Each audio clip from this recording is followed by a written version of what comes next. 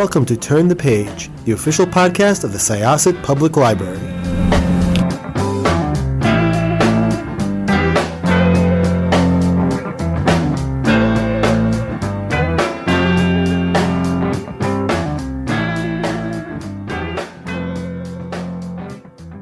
Hello, everyone. Welcome back to Turn the Page. I'm your host today, Jen, and I am so excited to be having this conversation. I have two guests here today to talk about a graphic novel that I absolutely loved. It is such a sweet and funny and moving story full of wonderful characters, gorgeous, gorgeous color. It's an absolutely gorgeous book, and I'm so excited to be talking about it. So, welcome. Could I ask you to introduce yourselves and your book, please? Well, those were some very kind words. Thank you. Thank you so much. I am Tilly Bridges. And I'm Susan Bridges. We are a married writing team. Yes. Most recently, we wrote the Star Trek Voyager Homecoming limited series that is, it's got a trade paperback with the collected full story coming out in August.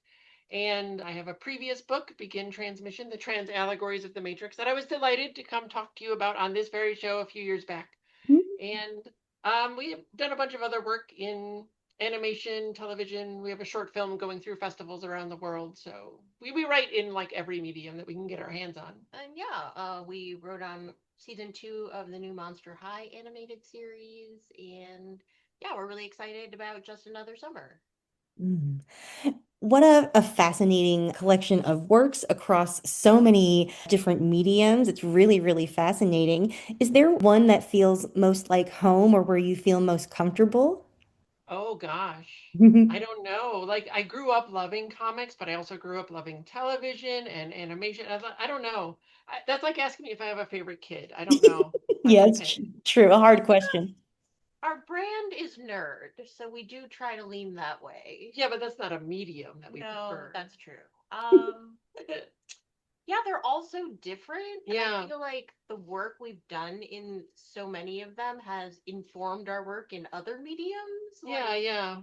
So, but comics is probably the most challenging I think so. because, like, you're not only writing it, you're thinking about the visuals, you're kind of directing on the page and flagging for the artist what are the most important visual elements in different panels. And accounting for how much dialogue you can fit on the page because it takes up real estate and will cover the art. And so it's a Right. very unique and different way to write. It's definitely a Yeah. scary sort of balance. It is. But also I don't know, it might be the most fulfilling in that way, You maybe. think? Yeah, because you get to I mean, like we also did a short film and like you get to work on the costumes and all those different things. And comics is kind of like that where Sure. you get input into the character designs. And so yeah, I guess I'm gonna pick comics. Weird. Wow. You do have a favorite child. I've surprised myself. I won't tell the others, so. So, what was the inception point for Just Another Summer? Was it a particular character or a mood? Was it one of the settings? Where did it all begin? I think it all sort of stemmed from the idea of like we live in LA and so many people have such vast misconceptions about what living in LA is actually like and what the people are here actually like and what working in the entertainment industry is actually like. And we're always trying to like correct those things in people when we see it. Like one of the things that really got to me during the WGA strikes a couple of years ago is people and SAG-AFTRA, the actors were also striking and people were like, well, these are rich Hollywood elites. What are they even striking for? They make enough money. And like, they don't know that 80% of working actors make $20,000 a year. And that's it. And you can't live on that in LA, pretty much probably anywhere in this country right now. So it's such a, there's so many misconceptions about this city. And there's also so many misconceptions, I feel, about the Midwest. We both grew up in the Midwest, not in Montana, but in the Midwest and the quote unquote flyover country. And so we felt there was really something good that we could dig into there about how we're all just real people dealing with things that people who don't live here maybe don't know about. And so then when you put them in as fully apart world as you possibly can, so you've got a Hollywood actor and a farmhand on a dairy farm. And she is cis and he is trans, so that it's like they're from the most far apart worlds you could possibly get. And can they find that commonality between them? Can they learn to understand each other and grow? And I think that was sort of the heart of what we wanted to get at. But also, really important to us was that it was actually, we wanted it to really be a funny book, because so many rom-coms focus on the rom and forget the com. And that bugs us. They're not funny enough. So we've really tried hard to make it funny. And now you talk, because I've talked a lot. Yeah, I think, yeah, there are so many misconceptions about actors in LA, and people don't realize that, like, in order to do that kind of work, to be an actor or a writer, mostly you're doing it because you love it, not because it's paying the bills, because it's rarely paying the bills for Even though that, a like, lot of people. for the characters in this book, they're the rare 1% of Hollywood actors that make money. That's But, true. yeah.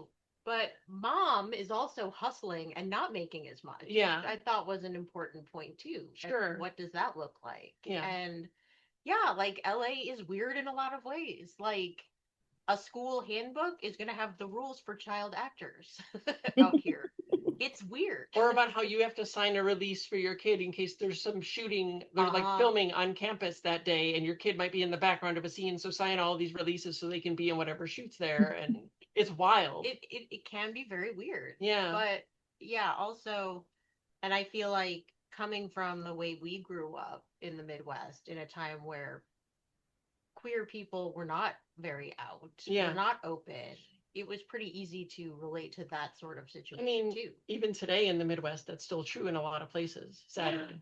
That's true. And we, obviously have family and people we know who are very much like that, or even Yeah. closeted people, or Well, and that was also one of the things that bugs us a little bit. Like, people, especially in Hollywood, when you're like trying to pitch TV shows or projects, films, and they're like, well, we're looking for things for middle America. We don't want anything that's not going to be for middle America. And so they don't want, like, and that's their code word for saying they don't want queer and trans projects. And it's like, you know who lives in middle America? Queer and trans people. yeah. We're literally It's everywhere. definitely something So- that's happening right now. Yeah. Where it feels like they're saying, well, queer people aren't there. No, queer people are everywhere. And that's important too. Yeah. Yeah. Mm.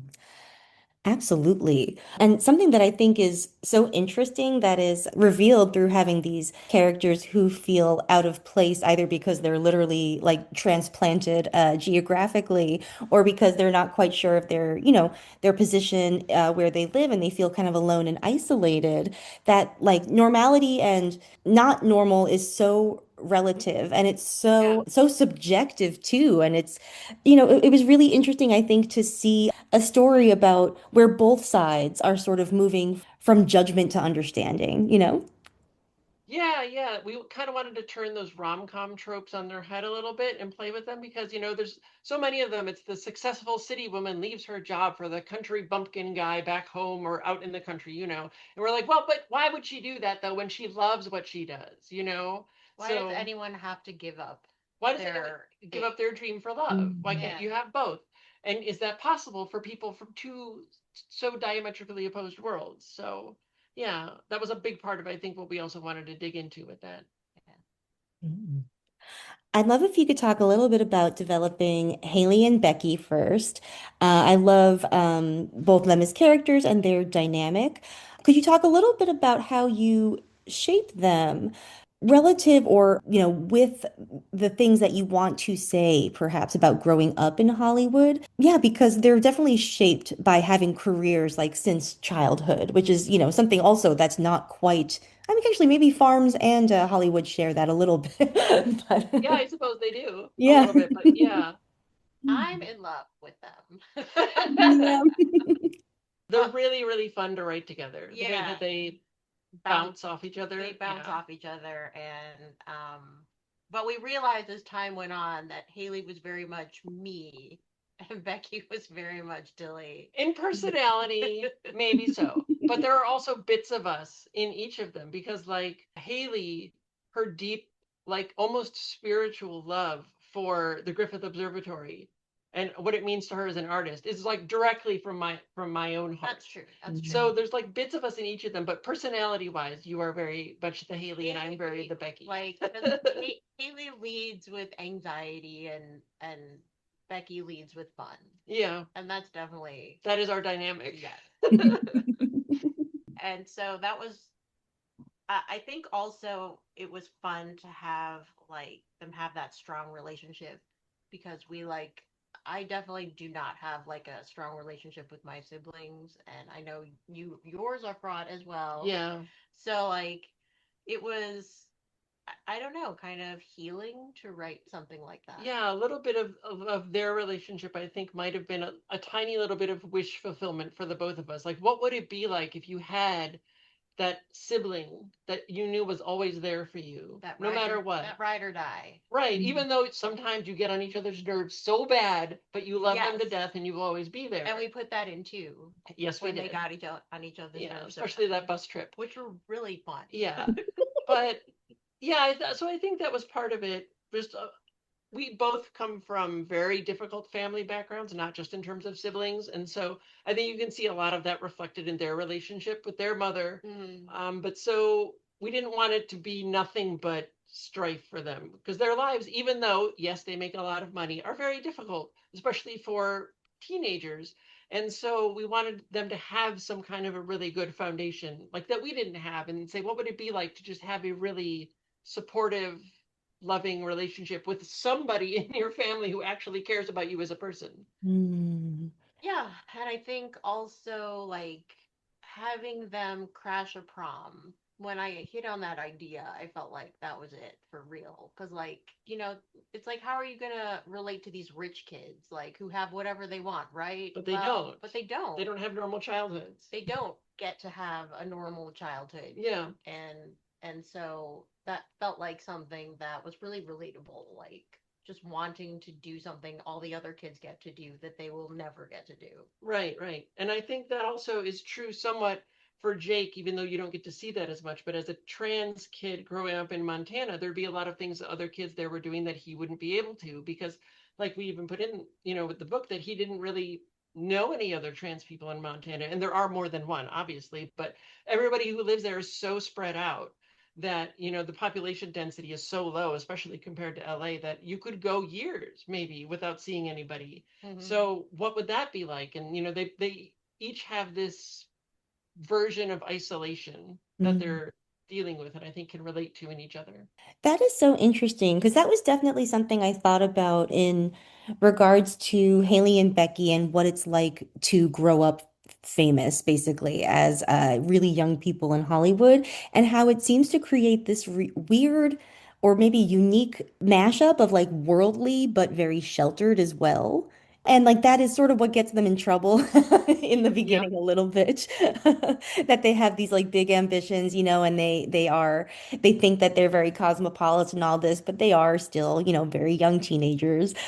And I think it's interesting how you explore those difficult parental dynamics in a way that feels really universal, I think, to anybody who had, really fraught parental relationships, but also feels really specific to like the kind of exploitative relationship that exists where like parenthood is mixed up with like being someone's boss a little bit, Like that's really strange.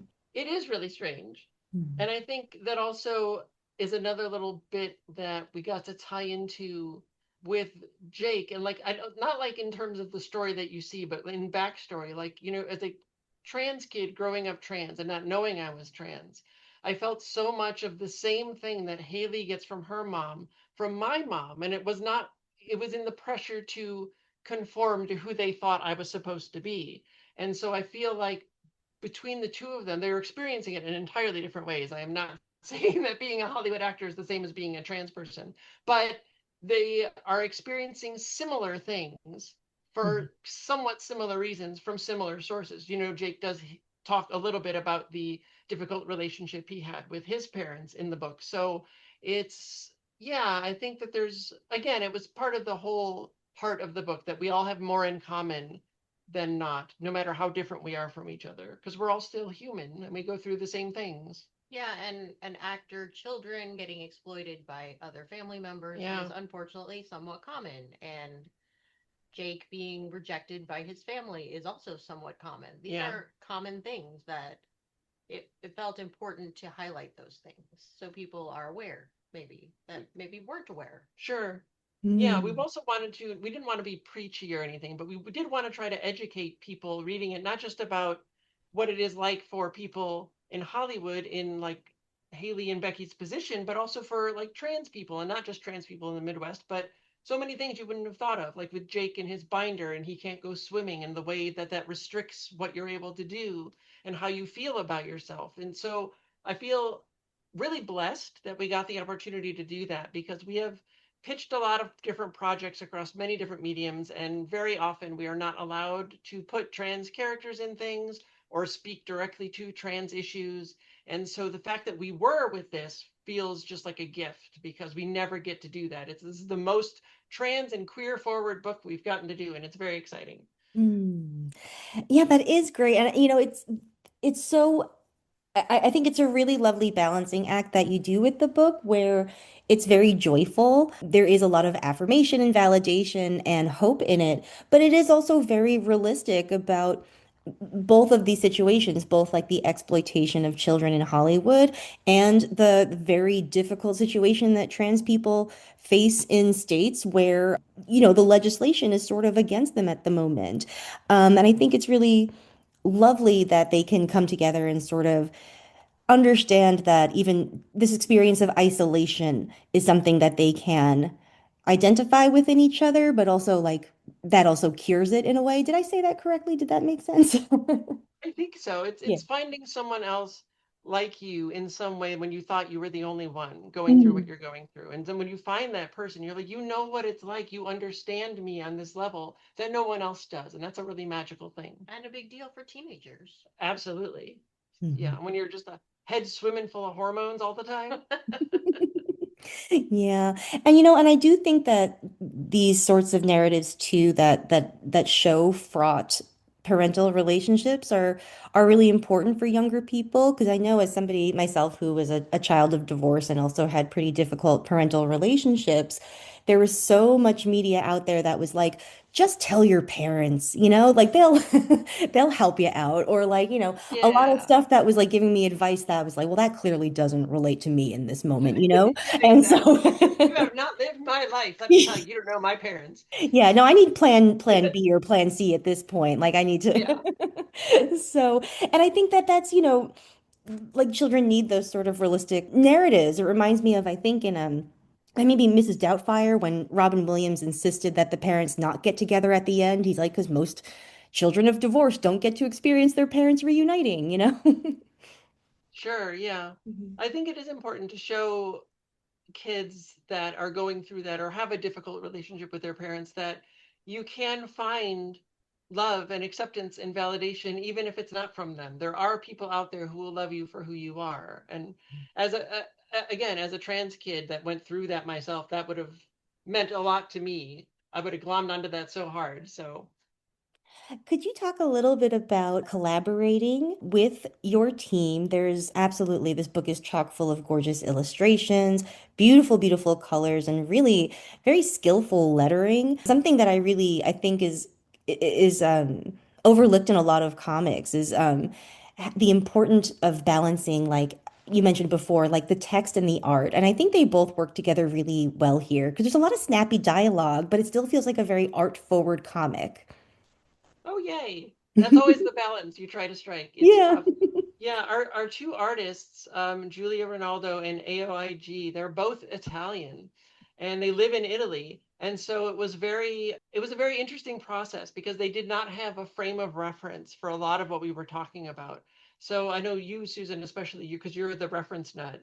You were going nuts finding photos and things to send Well, it them. was very difficult because when we were doing the LA portions, we were talking about real places in LA. So Right. this was like you're not going to make it up. Like, so I needed to like pull together photos and reference images and be like, this is what they're doing, this is where they're going, this is what the place looks like. And also a lot of cow reference and farm reference because our artist did not have any reference for that either, Yeah. literally. And even Even the way we do some things on farms here is different from how it is in Italy. And so they just didn't have that reference. And so it was very surprising how much we're like, oh, okay, yeah, that makes sense. You need to know what this looks like too, because it's different over there. yes, and I mean, I will say not everything is 100% accurate. We did our very best, but Yes. some things could not be fixed in the end, or, things were misinterpreted in certain ways. And, we had like an editorial change as well. So some stuff got lost in the mix, Yeah. but I really did try very hard to be very accurate about the cows. Oh, they Dairy cows were Susan's pandemic lockdown hobby that got her through. And so she was so excited to put all those facts to use. Dairy cows, yes. Yeah. It's oh one my of the gosh. Jersey's, so I was very excited to put adorable Jersey cows and everything.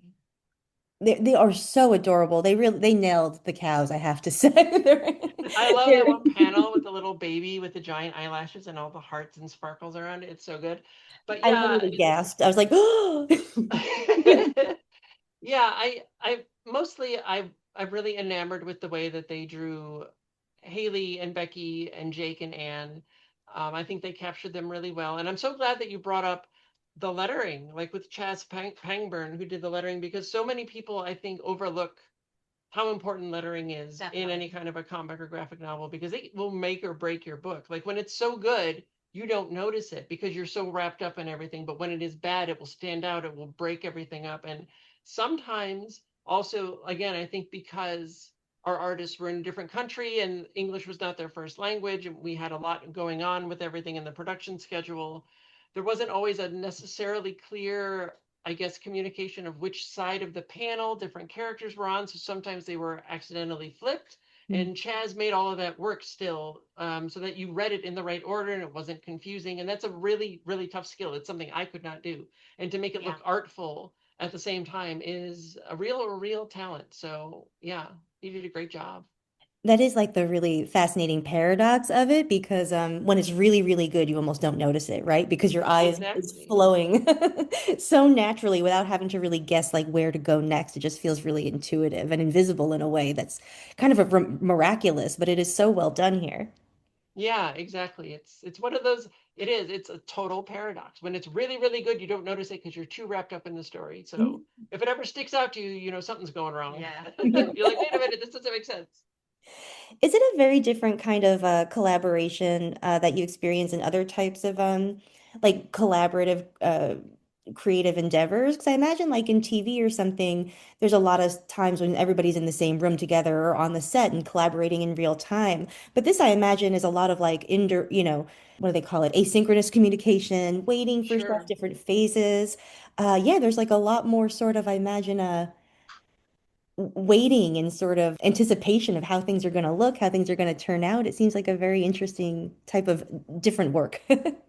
Yeah, it's somewhat similar to animation because you usually write the scripts there like maybe even a year before it's getting animated, and you're already off doing something else by the time they're actually working on that episode, so you don't have a lot of connection with those people. And in comics, you have more connection with them, which was good, but it is very like we'd write a chapter and we wouldn't get the art in for it for like 2 or 3 months later. Then it would come in and we would have to go over it, compare it to the script, and by that point we're writing the 5 chapters extra down the line, and so we have to go back and remember what they were and go check it against the script and everything, to be sure it's all working the way it should. So it is it is very asynchronous.